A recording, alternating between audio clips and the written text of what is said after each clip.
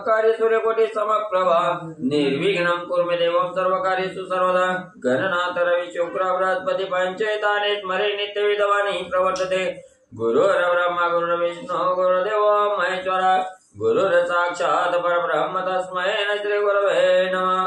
श्रोता वक्ता तोचे तो देवा श्री रुक्मिणी वरः पांडुरंगाय नमः। कुंडलिकावल्यारी विठ्ठल श्री ज्ञानदेव तुकाराम पंढरीनाथ भगवान की जय। गोपाल कृष्ण भगवान की जय।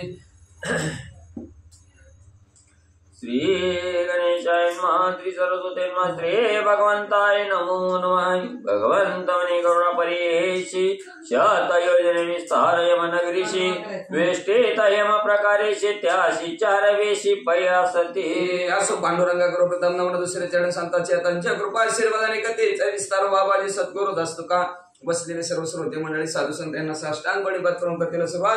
कथेचं अनुसंधान भगवंत गरुड ज्याला म्हणतात ऐका 100 कोस योजनाचा 100 योजनाचा विस्तार यमनगरीचा आहे आणि यमनगरी मध्ये असणार त्याला 4 वेशी आहेत. चारी वेशी जरी असल्या 4 भिंती जरी असल्या तरी सर्व असणाऱ्या सोन्याने मडवलेल्या आहेत. अगा गरुडा भाजवंता पुरी रथाच्या त्वर शोभिताय सप्तभूमी करुणी व्याप्ताग्र सौदयुक्त विराजिताय. भाग्यवंत असणारे गरुडचे ऐका ही असणारे यमपुरी म्हणजे असणारे जी काय मार्गाची का अंगण आहे अतिशय सुशोभित असणार आहे. म्हणजे असणार 4ही बाजूने असणार सोन्याने मडवलेले भिंती आहेत. म्हणजे एखादा राजवाडा असावा तशा प्रकारे असणार सुंदर यमपुरी दिसती. म्हणजे शालामय हंस चक्रवाक चकोर रावी आणि पिका कदली चंपका शोक जंबू कदंब च्युतपये. म्हणजे असणारे अनेक प्रकारचे असणारे कला मंदिर आहेत. त्या मंदिराच्या ठिकाणी म्हणजे मोर आहेत, हंस आहे, चक्रवाक नावाचा पक्षी आहे, चकोर आहेत. म्हणजे असणारे पिकं आहेत, कदली, चंपक, अशोक, जंबू कदंब आणि असणाऱ्या आंब्याची झाडं अनेक प्रकारची झाडं आहेत. अनेक नाना वृक्ष करुणी अत्यंत शोभे संयमिनी गोपादिवास सर्व सदनी निशिदी अनेक प्रकारची नाना प्रकारची झाडं आहेत. म्हणजे अत्यंत शोभायमान ती संयमनी नगरी आहे.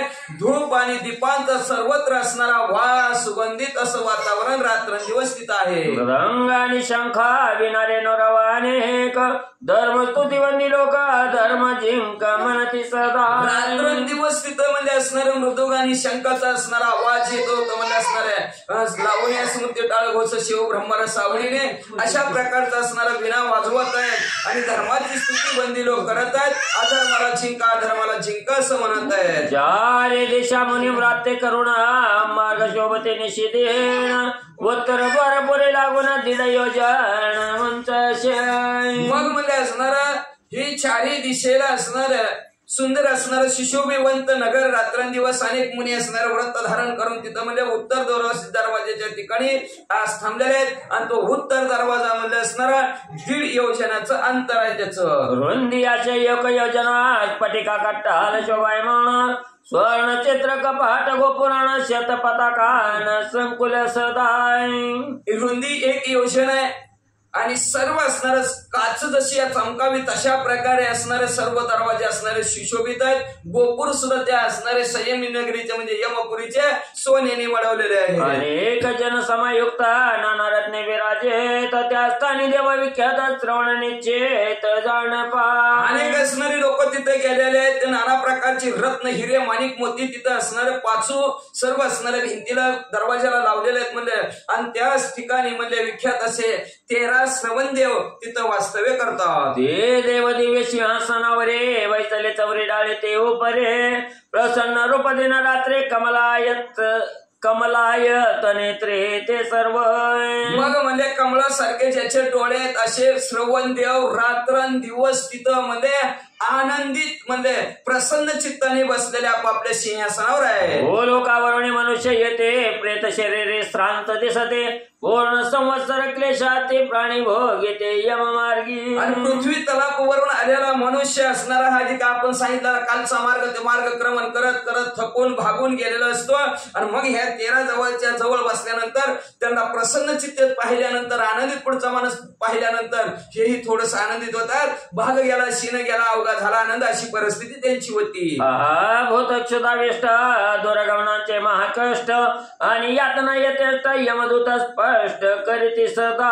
अनेक असणारं तहानेने भुकेने व्याकुळ झालेलं आणि महादूर असणार हे मार्गक्रमण केलेलं जे काय कष्ट झालेलं असते त्याची जी काय फजिती झालेली असती, जी काय यम मार्गाचे त्यांनी जे यातना भोग भोगलेले असतात ते असणारे यमदूत त्याला स्पष्ट तिथं सांगतात. ऐशी या जीवाशी दे कोणी तैशी ते करुणे करोणी शुभ वाक्य जेव्हा लागून उपदेशोनी आश्वासी. मग ते श्रवण काय देव काय करतात म्हणजे असणार हे असणारे यमदूतांनी दिलेलं कष्ट, मार्गाने चालत आलेला दमलेला भागलेला बघून त्यांचा असणारा त्यांना उपदेश करतात, सांत्वन करतात.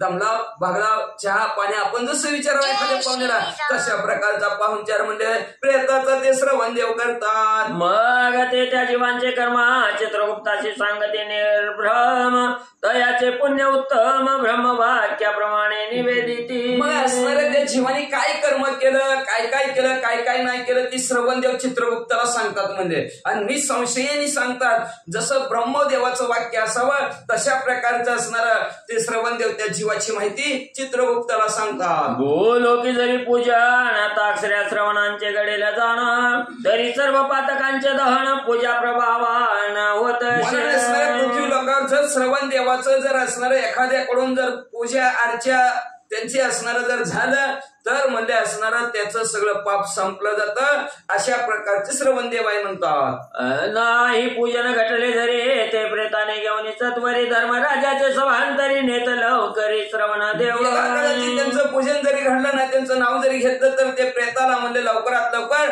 धर्मराजाच्या सभेत हे श्रवण देव घेऊन जातात. हे ते जे पुण्यवंत असते त्याशी यमदिशी रमापती घनश्याम चतुर्भाऊ मूर्ती पिवळाने ते पितांबर. जे पुण्यवंत लोक आहेत त्यांना जर या धर्मराजा समोर जर उभा केलं तर त्यांना यम म्हणजे असणारा लक्ष्मी नारायण दिसतो. म्हणजे शंख चक्र गदा हाती पद्म अशा प्रकारच्या पिवळा पितांबर धारण केलेला 4 हाताची मूर्ती भगवंताची धर्मराजामध्ये दिसते. शंखच्या शंख गदा आणि चक्र पद्मादी युक्त चारी करोई वनमाला विराजित सुंदर वदन चंद्र प्रसन्न. शंख चक्र गदा हाती धारण केलेला, पद्म हातामध्ये धारण केलेला आणि तुळशी हार गळा काशे पितांबर अशा प्रकारचं सुंदर मनाला मोहन टाकणारं रूप भगवंताचं त्या धर्मराजामध्ये पुण्यवंत आत्म्याला दिसतं. ऐसे विष्णू रूप सुंदर पावनिक प्राणी नमस्कार घालून या तुत्या बर रक्षे निरंतर ऐसे वदते. असं विष्णू रूप सुंदर त्या धर्मराजाचं दिसतं. दिसल्याबरोबर प्राण्याला आनंद वाटतो. प्राणी आनंदाने नमस्कार करतो आणि फार असणारी त्याची स्तुती करतो. देवा मला ह्या यम यातनेपासून वाचव देवा. धर्मराज त्या ते कोणी की ते सत्यवादी आणि मानी प्राणी परोपकार करते अनुदेने परदारा स्वप्ने ना भोगिती. धर्मराजाने अशा पुण्यवंत आत्म्याकडे पाहिलं की धर्मराजा मनात विचार करतो हा सत्यवादी आहे. एवढंच नाही परोपकार करणारा आहे. रात्रंदिवस म्हणजे तो परोपकार करतो. धर्माने नीतीने न्यायाने वागतो. स्वप्नात सुद्धा असणारा परस्त्रीविषयी वाईट विचार करत नाही. असा हा सुंदर माणूस आहे म्हणून मी त्याला लक्ष्मी नारायण दिसलं असं भावतो मनात म्हणले.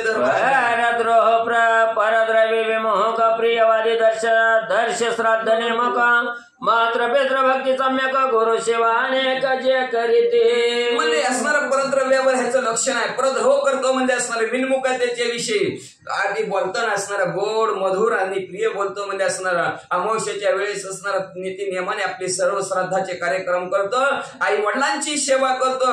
गुरुची सेवा करतो. म्हणले हा देव पूजा निरंतर जे करीते पंचयज्ञ त्याचरते स्नान तर्पणादी यथा पद्धती द्वादश अक्षर जपते मंत्र. जे निरंतर अखंड भगवंताची पूजा करतात, ध्यान करतात. असणार ब्रह्मयज्ञ जे काय कालच्या अध्यायात सांगितलं 5 यज्ञ ते 5च्या 5 यज्ञाचं आचरण नित्य जे करतात. स्नान ध्यान जप तिल तर्पण यथा पद्धतीनं आणि 12 अक्षराचा जे मंत्र म्हणतात ते असणारे पुण्यवंत आत्मा आहेत.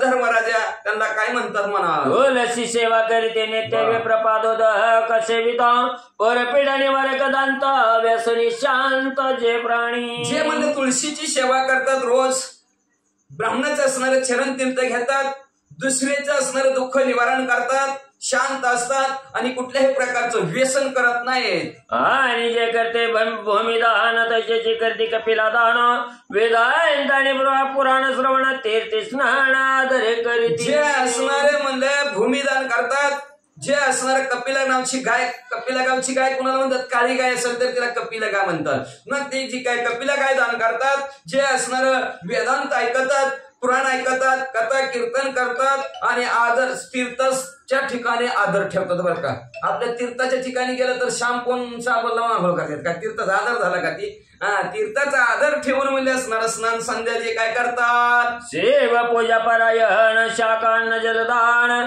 तक्रारी गोरसदान विनतानंदना जे करते जे असणारे महादेवजीची पूजा करतात भगवंताची पूजा करतात आणि भाजी दान करत असतील अन्नदान करतात पाणी दान करतात ताकदान करतात गाईचं असणार पंचगव्य दान करतात असे जी काय असणार दान करते आहेत ते प्राणी पुण्यवंत पिंड देह यमलोकी टाकेत दिव्य देह धर्मराज देत पुण्यवंत नर असे जर प्राणी म्हणले असणारे पुण्यवंत आले आणि यमलोकाच्या ठिकाणी जर पोहोचले तर असणाऱ्या त्या पिंडाला काय करतात बनवलेल्या देहाला तिथंच असणार सोडतात दिव्य देह असणारा धर्मराज देतो आणि त्याला स्वर्गाला पाठवतात स्वर्गादी लोक पावणे अनेक भोगभोगी ते अनुदिनी आता पापकर्मी जो प्राणी यमपाशांनी बद्ध असा म्हणजे जो काय पुण्यवंत आत्मा आहे त्याला म्हणजे असणारा धर्मराजा लगेच स्वर्गाच्या ठिकाणी पाठवतो रात्रंदिवस म्हणजे तो असणारा स्वर्गाच्या ठिकाणचं भोग भोगतो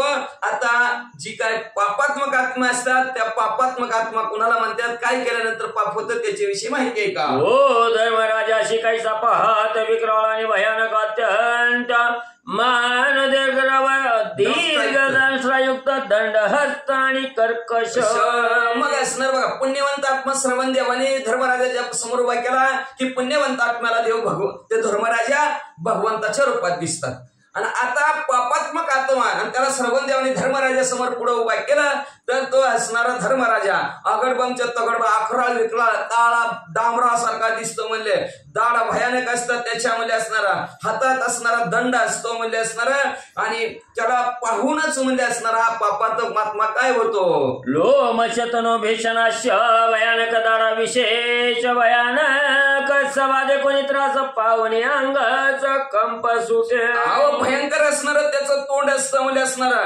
केसाळ शरीर म्हणजे असणारा सुळासारखे त्याच्या अंगावर केस उभारलेल्या काळा कुट्ट असणारा जीव लळल करत असणारे दाढा हे अकराळ विक्राळ असा बघून दंड हातात त्याच्या बघूनच म्हणजे हे पापात्मक आत्मा थरथर थरथर लटलट कापतो याच्या पातकाप्रमाणे चित्रगुप्ताचे मते करून नरक योनी देती दारुणा ते कठीण भोगावयाशी मग म्हणले ती लगेच घाबरला की ओळखत ही लय पापात्मक आत्मा आहे म्हणले लगेच चित्रगुप्त उघड द्यायची डायरी श्रवण देव सांगते त्यांनी ह्या ठिकाणी असं असं पाप केलं म्हणले जाऊ द्या म्हणले नरकात म्हणले आणि कठीण असं नरकात भोग भोगण्यासाठी त्याला तिकडे पाठवतात 84 नरक तेथे असते आघात अक्षरा जे महापापे करते 28 नरकता प्रति नामे निश्चिती त्यांच्या पाहायला गेलं तर वेदामध्ये असणारे 84 प्रकारचे नरक आहेत पण गरुड पुराणामध्ये मुख्य असणारे 28 प्रकारचे नरक सांगितलेले आहेत आणि त्या 28 नरकांची नाव आहे का मिश्रास्त्राने अंधा मिश्र रौरव महारौरव गौरव कुंभिपाक आणि कालसूत्र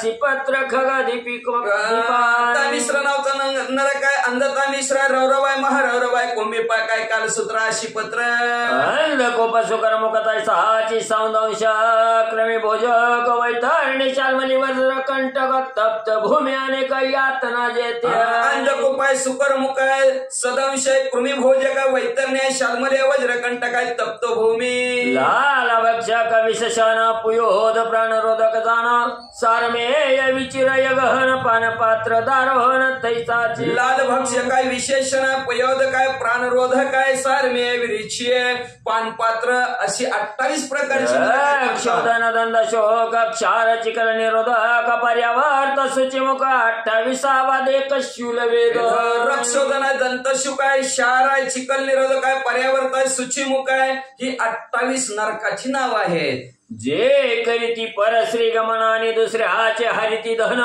जे प्राते प्राणी अन्नोदक विहीन पावती ताडन तामस नरकी नरकात कोण जातं म्हणजे जो असणार परस्त्री गमन करतो दुसऱ्याचं धन हडपतो आणि जो असणारा प्राणी अन्न आणि पाणी दुसऱ्याला दान करत नाही तो म्हणजे असणारा तामस नावच्या नरकात जाऊन पोहोचतो. आणि कजे वंचना करते बळे हेची परद्रव्य हरिते नष्ट दृष्टी ते पापमती अंधता मिश्र गती त्यासी आणि प्रकारचं खोटं नाटक बोलून बळच दुसऱ्याचं धन हडप करतो तो आणि दुसऱ्यावर वाईट नजर ठेवतो पापात्मक नजरेने दुसऱ्याकडे बघतो तो अंधता मिश्र नावच्या नरकात जातो. शरीराच्या अभिमानी करून भूतद्रोह संपादित प्राणी स्वशरीरे पोषिते अभिमानी महारौरव स्थानी ते जाती. मग म्हणजे जो कोणी म्हणजे असणारा शरीराचा अभिमान अहंकार धरून म्हणजे असणारा जीव मात्रांना प्राण्यांना विरोध करतो असा सो शरीराचा अभिमानाने पोषण करतो तो म्हणजे असणारा महारौरव नावच्या नरकात जातो. द्रोही कुटुंब पोषण करीत अशी रौरव स्थान द्रोहानुसारे पक्षी येऊन शरीर भेदन करीती बाळे. मग जो म्हणजे असणारा परद्रोह करून म्हणजे आपल्या कुटुंबाचं पोषण करतो तो रौरव नावच्या असणाऱ्या नरकामध्ये जातो.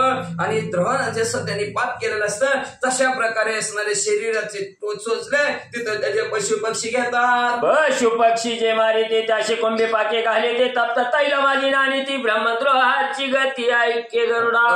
जो पशु पक्ष्यांना मारतात त्यांना कुंभीपाक नावच्या नरकात घालतात म्हणजे असणार. आणि तिथं म्हणजे त्याला गरम तेलामध्ये न्हाऊ घालतात. आणि जो ब्रह्माचा द्रोह करतो त्याला काय गती होती आहे का. सत्र महानरग कटा तप्त ताम्रमय देख खाली वरी असे देकार कथे जे देख जळत सूत्र नावचं असणार महानरक आणि त्या नरकात मध्ये त्याला असणार घालतात. तिथं गरम तेलाचे असणारे कडे केलेले असते आणि त्याच्यात त्याला खाली वरी असणार जसं सूर्याचं तेज असावं तशासारखं गरम असणार तेल करतात आणि खाली मुंडकं घालून त्याला तिथं जाळतात. वेद मार्गाचा करून त्या हाग पाखंड सेवी अनेक त्याशी आशी पत्रवणी सवेगण्य वनी अंग छेदिती. मार्ग दाखवून गेले तर याने दिसंत ते त्या मार्गाने न जाता आड मार्गाने आपल्याच मथाने जे काय अनेक मार्गाने जातात त्यांना म्हणजे अशी पत्र नावचं असणारा नरका तिथं घालतात. म्हणजे तलवारीचं नरक असतात तिथं म्हणजे असणारा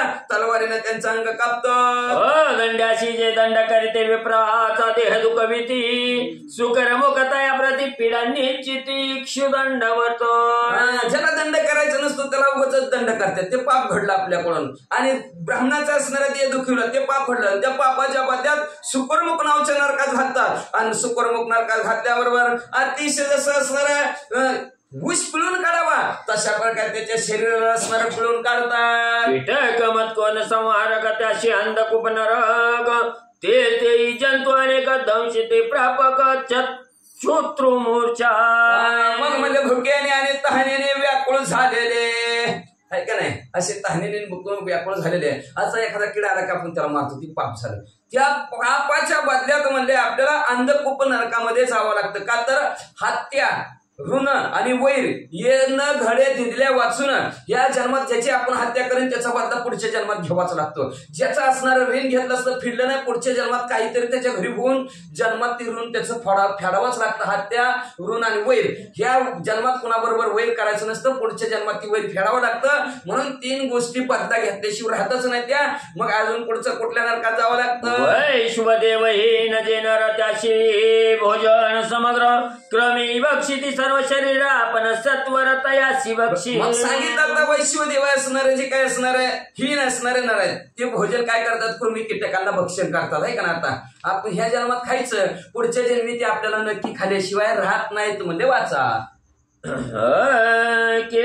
वैश्वदेव त्याशी ब्राह्मणांचे हरिती धन त्यांचे मांस तप्त शस्त्रे करून तोडीती यमदूत जाण परस्त्री गमन जो परस्त्री गमन करतो जो ब्राह्मणाचं असणार धन हाडप करतो त्याला म्हणजे असणार तर असणार गरम असणारी तलवार काढायची त्या गरम तलवारीने त्याच्या असणाऱ्या शरीराला चटके देतात म्हणले. अथवा नारी असे जार लोह मूर्ती अग्नितप्त समग्र त्याशी आलिंगवी सूर्यपुत्र जो नर करी आज्ञा.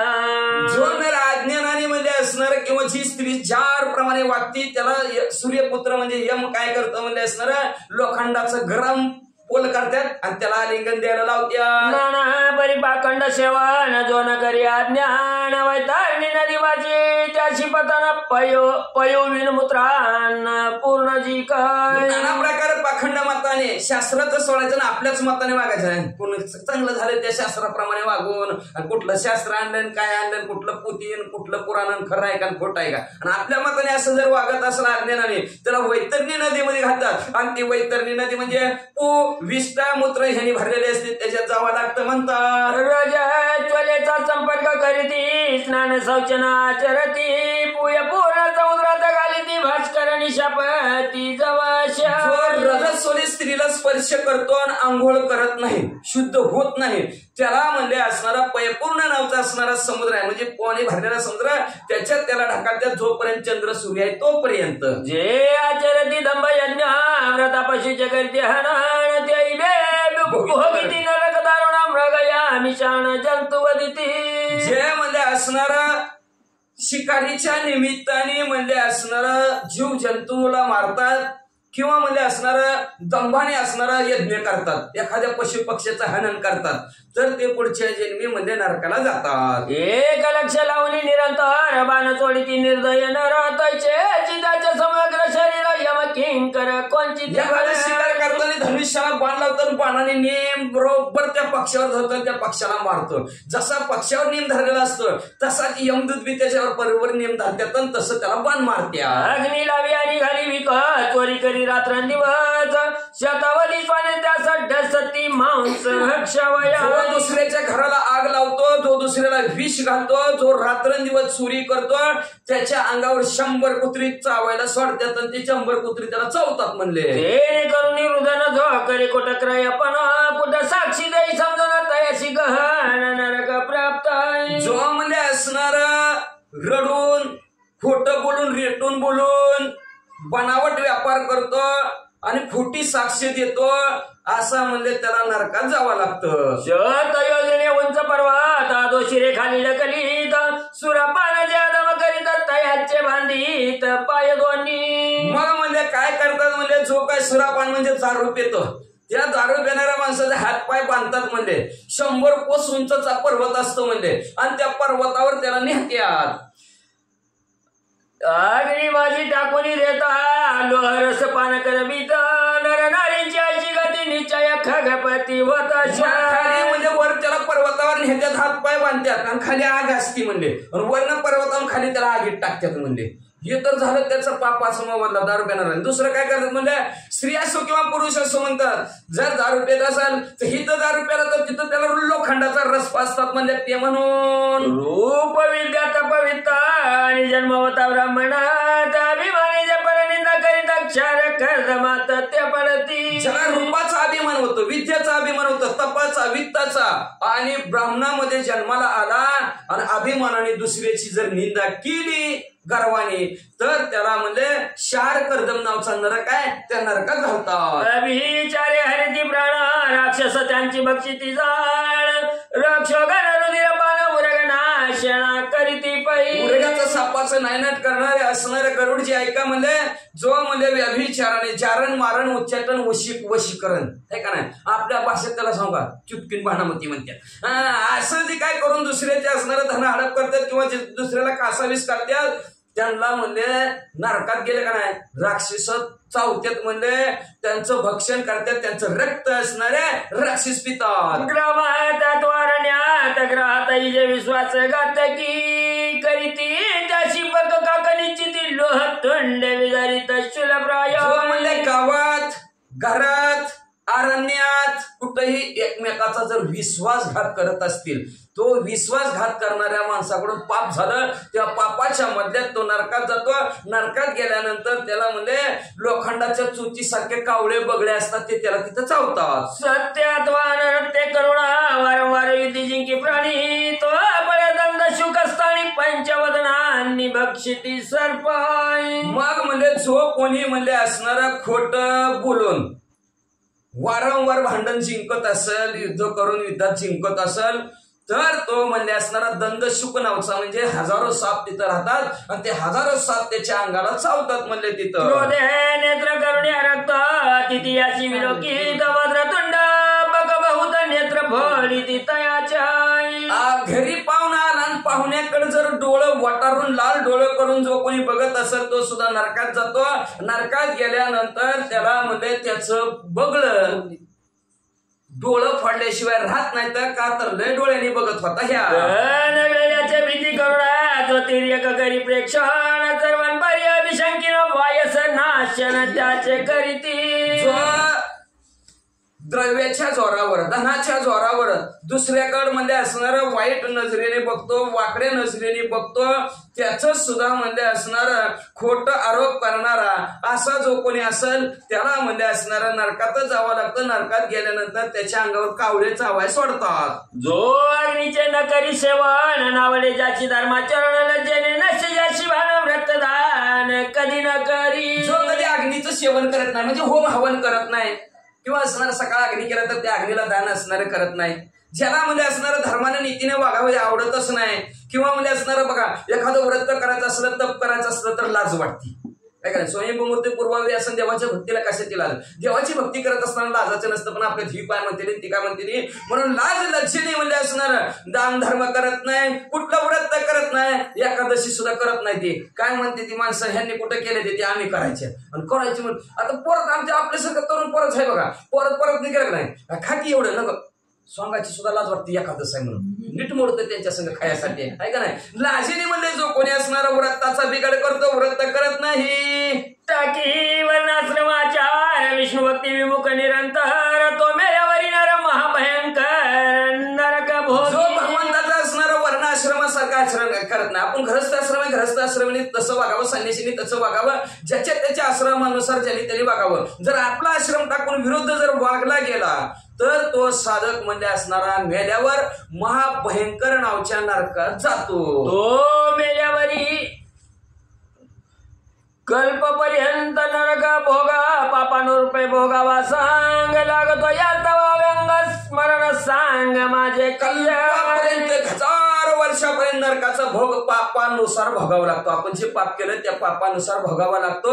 म्हणून याच्यासाठी भगवंत म्हणतात नरकाचे यातना चुकवायचे असेल तर भगवंत म्हणतात नामस्मरण करा, भगवंताचं नाव घ्या. सर्व काल करिता नामस्मरणाचे यातना चुकती जाणई पाप रूपी रोग दारुण भूषेत लक्षण नाम माझ्या. सर्व काळात जर तुम्ही नामस्मरण जर केलं तर सर्व यमाच्या यातना चुकल्या जातात म्हणजे असणार. का तर सगळ्यात महाभयंकर पापरूपी रोग आणि हा पापरूपी रोग जायचा असेल तर भगवंताचं नामस्मरण त्याला सगळ्यात मोठं असणारं औषध सांगितलेलं आहे. का तर भगवंत म्हणतात माझं भेषज एक नाव आहे. भेषज म्हणजे घाबरून पळून जाणार. पाप घाबरून पळून जातं कधी ह्या असणाऱ्या भेषज रूपी नावाला पाप घाबरून जातो म्हणून माझं भेषज हे नाव आहे असं भगवंत म्हणतात. केले पातक उत्तर वै भजन सम्य काही करिता सर्व जळे पातक किलो उत्तम मिळ्या. आता तुम्ही म्हणतात तरुणपणे गेले बालपणे गेले नेनता आहे का नाही. तरुणपणी तारुण्यात असणारी विषयाची व्यथा आणि म्हातारपणी परवर्तली चिंता काय भजनाशी उरले पहा. बालपण खेळण्यातच गेलं कधी देवाचं नामस्मरण करावं जाऊ द्या म्हणतात भगवंत म्हणतात राहू द्या. तर बालपणात नाही कळलं. तरुणपणामध्ये असणाऱ्या विषयाची व्यथा बायका लेकरांचं पालन पोषण करण्यात गेलं जाऊ द्या म्हणले. त्या असणाऱ्या पूर्व वयात बी तुम्हाला कळलं नाही म्हणले तरी पापच घडलं. बालपणात बी पाप घडलं, तरुण वयात बी वाढ घडलं, पण उत्तर वयात तरी रिटायर झाल्यावर तरी आहे का नाही. रिटायर झाल्यावर तरी माणसाने असणारं भजन करावं तरी सुद्धा मागची सर्व पाप त्याची संपली जातात. शेवटी त्याला उत्तम लोकच प्राप्त होतं असं भगवंत म्हणतात. क्रोध लोभ विवर्जित परमधर्म नित्याचरत सर्व काळ सत्य बोलता सत्यात जे का सत्य. जो म्हणजे असणारा क्रोध राग आणि लोभाला सोडून आपला धर्म नित्य आचरण करतो. सगळ्यात महत्वाचं आहे. कुठलंही काम करत असताना रागाला आणि लोभाला सोडूनच काम केलं तर त्या कामामध्ये विजय प्राप्त होतो, अन्यथा होतच नाही. श्राद्धाचे कार्यक्रम सुद्धा क्रोध आणि लोभ बाजूला सोडून असणारा लाज बाजूला सोडूनच करावा लागतात तर त्याची फलप्राप्ती होते. धर्माचं नित्य आचरण करत असणारा सर्व काळ जो कोणी सत्य बोलतो त्याचं कधी कधी जरी तो असत्य जरी बोलला तरी त्याचं सत्य होतं. धर्माचं आचरण करत असताना कधी होतं वाचा सत्य रूप होय असत्य, सत्य रूप होई सत्य, कित्येक सत्य स्वर्गीनाथ, कित्येक भोगित सत्य नरका. ज्यावेळेस आपण सत्य खरं बोलत असतो ते तो सुद्धा ते कधी कधी खोटं होत असतं म्हणजे असणार. जे कधी कधी खोटं बोलत असतो ते सुद्धा खरं होत असतं म्हणजे असणार. आणि कित्येक खोटं बोलणारी सुद्धा स्वर्गाला गेलेली ती, आणि कित्येक खरं बोलणारी सुद्धा नरकाला गेलेली ती. आता कुठं गेलेली ती कळा ना महाराज. वैन ते या तुझं लागून स्पष्ट करीत निरूपण, गो ब्राह्मणांचे हित जाण हिंसा सुलक्षण वर्णियाचे. आता कुठं कुठं असणार खरं बोलायचं, कुठं खरं बोलायचं, कुठं खोटं बोलायचं. आता कुठं खोटं बोलल्यावर नरकाला जातं, कुठं खोटं बोललं तरी स्वर्गाला जातं, हे माहिती पाहिजे. भगवान गरुडजी म्हणतात, भगवंत तुम्ही स्पष्ट करून सांगा बरं, ते आम्हाला काय कळलंच नाही म्हणजे. कुठं खरं बोलायचं, कुठं खोटं बोलायचं म्हणजे असणार, स्पष्ट करून सांगा म्हणजे असणार.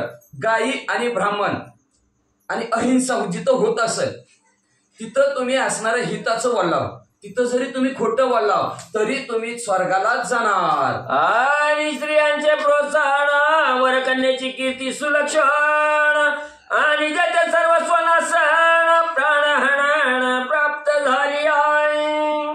जिथं असणार स्त्रियाला प्रोत्साहन देताना तिथं खोटं बोललं तरी चालतं. कुठं आता एखादं पाहुणं आलं, मुलगी कसं काय, आपलं काय घेणं देणं चांगली आहे, व्यवस्थित आहे, तिथं खोटं जरी बोललं तरी तुम्ही असणार स्वर्गाला जाणार.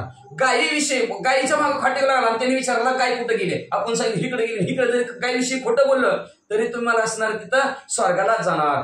ब्राह्मणाविषयी असणार खोटं बोलावं तरी स्वर्गाला जाणार. 3 गोष्टीच्या ठिकाणी खोटं बोललं तरी स्वर्गाला जाणार, आणि बाकीच्या ठिकाणी खोटं बोललं की नरकाला जाणार. म्हणून असणारा भगवंत सांगतात की म्हणजे असणारा जो आपला असणारा सर्वस्व नाश व्हायला लागला, जो धर्म सोडत नाही, तो म्हणजे असणारा कितीही संकट आलं धर्म सोडत नाही, तिथं खोटं बोललं तरी असणारा तो माणूस स्वर्गाला जातो म्हणतात.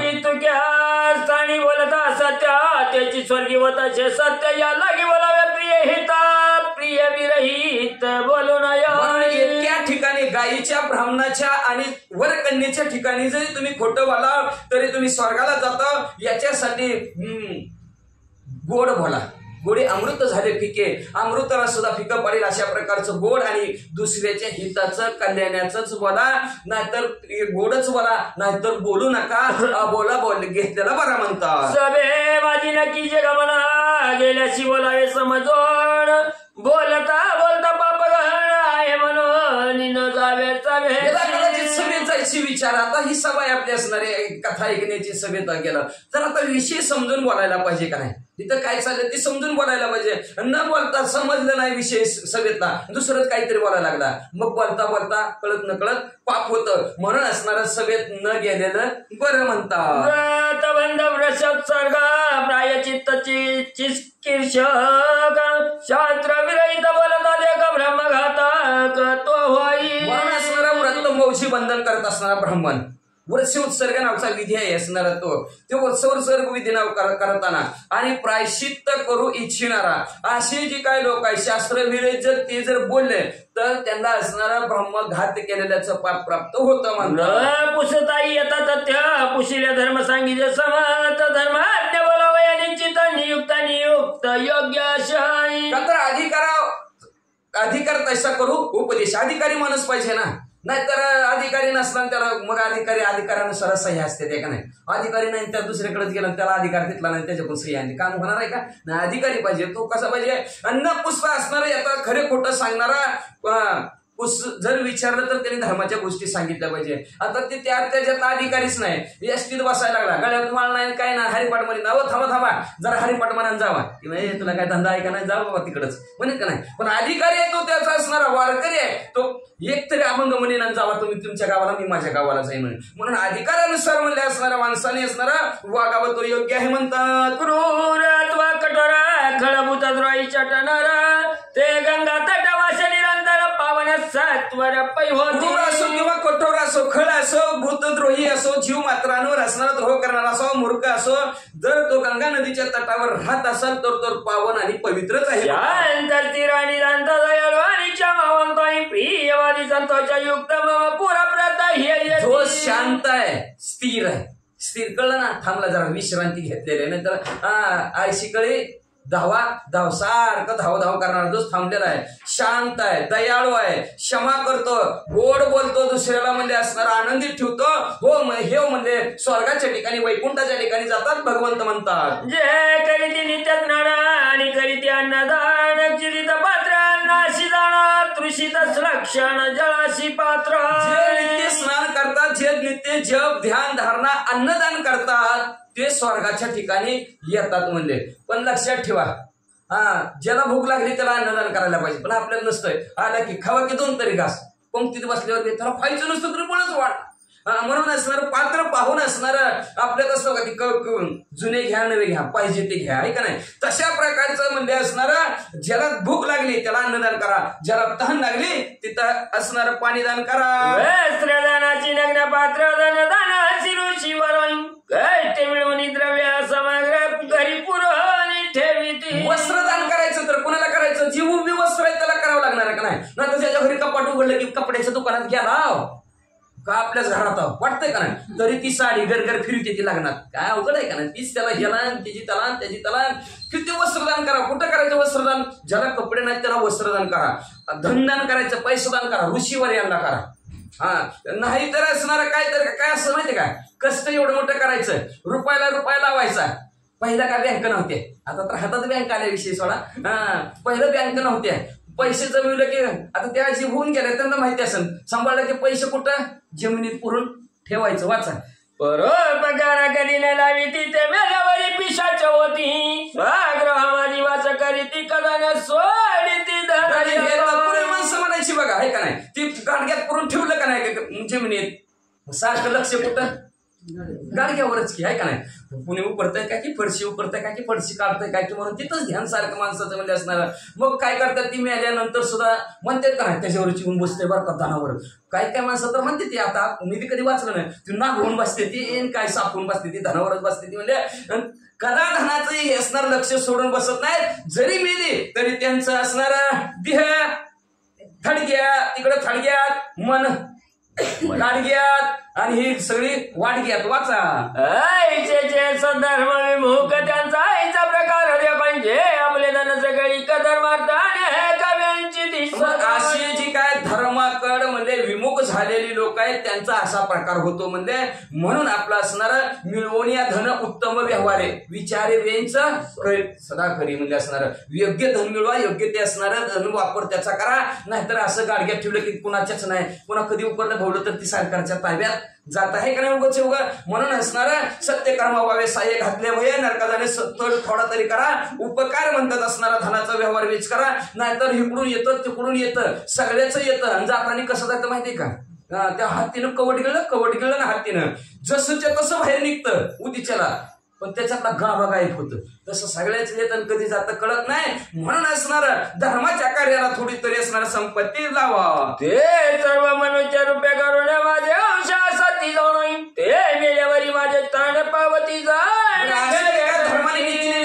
धर्मासाठी जर आपल्या संपत्तीचा वापर करतात, हे मनुष्य रूपात पृथ्वी तलावर आले तरी भगवंत म्हणतात ते माझेच अंश असतात. म्हणजे ती जरी मेले तरी असणारे माझ्या ठिकाणी कैलासाच्या वैकुंठाच्या ठिकाणीच येतात. शस्त्राध्यायी निरूपण संख्या सांगितली पूर्ण प्रत्येक यातना दारुण अनुक्रम असं या 6व्या अध्यायाच्या ठिकाणी नरकाची संख्या सांगितली, त्या नरकामध्ये काय दुःख असतं ते सांगितलं असं भगवंत गरुडजीला म्हणतात. हे पावणी ऐकोनी पापन आचरावे म्हणून मनुष्यांनी माधव निवेदी करुणा लागून स्तुत मुनी प्रति माधव म्हणे. आणि हे पाहून ऐकून मनुष्याने पापाचं आचरण करू नये. पाप जर केलं तर ह्या 28 प्रकारच्या नरकात कुठल्या ना कुठल्या जावं लागतं. म्हणून पाप करू नये असं भगवंतानी गरुडजीला सांगितलं. तेच माधव जे असणार तर आम्हाला सांगतात म्हणला.